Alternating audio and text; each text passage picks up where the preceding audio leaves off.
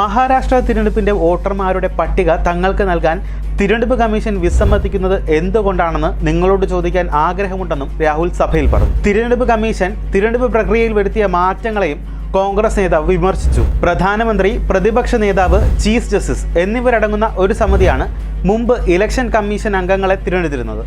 എന്നാൽ ഇന്ന് ചീഫ് ജസ്റ്റിസിനെ ഈ പാനലിൽ നിന്ന് നീക്കിയത് എന്തുകൊണ്ടാണെന്നും അദ്ദേഹം ചോദിച്ചു. മഹാരാഷ്ട്ര നിയമസഭാ തിരഞ്ഞെടുപ്പിൽ BJPയുടെ നേതൃത്വത്തിലുള്ള മഹായുതിയാണ് വിജയിച്ചത്.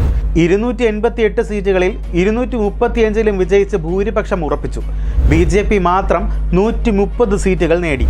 സമാനമായി ഹരിയാന നിയമസഭാ തിരഞ്ഞെടുപ്പിൽ വോട്ടിംഗ് യന്ത്രത്തിലെ ക്രമക്കേട് ആരോപണം ഉയർന്ന സമയത്തും കമ്മീഷൻ ഉറക്കം നടിക്കുകയായിരുന്നു. 5 പ്രധാന സീറ്റുകൾ നഷ്ടപ്പെട്ടിട്ടും BJP എങ്ങനെ ഭരണത്തിലെത്തിയെന്ന ചോദ്യമാണ് ഉയർന്നു കേട്ടത്. പ്രധാനമന്ത്രി നരേന്ദ്രമോദി ചർച്ചയുടെ ഒടുവിൽ നടത്തിയ പ്രസംഗത്തിൽ രാഹുൽ ഗാന്ധി നടത്തിയ ആരോപണങ്ങൾക്ക് മറുപടി നൽകുമെന്ന് കരുതിയെങ്കിലും പതിവ് പോലെ കോൺഗ്രസ് അംഗങ്ങളെ അവഹേളിക്കുകയല്ലാതെ ഈ വിഷയത്തിൽ ഒരക്ഷരം പോലും അദ്ദേഹം മിണ്ടിയില്ല. ഇത് രാഹുലിൻ്റെ ആരോപണങ്ങളെ ശക്തിപ്പെടുത്തുന്നതാണ്. അതുപോലെ തന്നെ ആരോപണങ്ങൾ ഉയർന്ന ദിവസങ്ങൾ കഴിഞ്ഞിട്ടും തിരഞ്ഞെടുപ്പ് കമ്മീഷൻ ഉരിയാടുന്നില്ല എന്നത് വിചിത്രമാണെന്നാണ് പൊതുവെ രാഷ്ട്രീയ നിരീക്ഷകർ വിലയിരുത്തുന്നത്.